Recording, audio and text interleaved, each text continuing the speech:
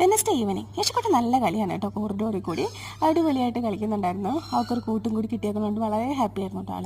ഞാൻ വിചാരിച്ചു ഫിഷ് വെച്ചിട്ട് എന്തെങ്കിലും ചെയ്യാമെന്ന്. ഒന്ന് ബേക്ക് ചെയ്തെടുക്കാമെന്ന് വിചാരിച്ചു. അയിലയായിരുന്നു കേട്ടോ, വേറൊന്നുമല്ല.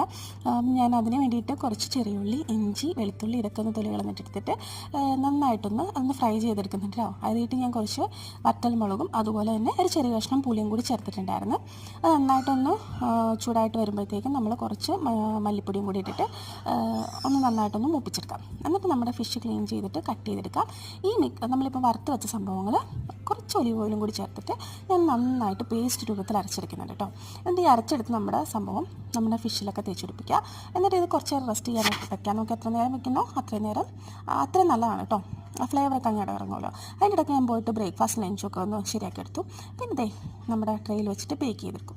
അടിപൊളിയായിരുന്നു കേട്ടോ. ആദ്യമായിട്ട് പരീക്ഷിച്ചതാണെങ്കിലും സംഭവം സക്സസ് ആയിരുന്നു. സൂപ്പറായിരുന്നു. ട്രൈ ചെയ്തോ.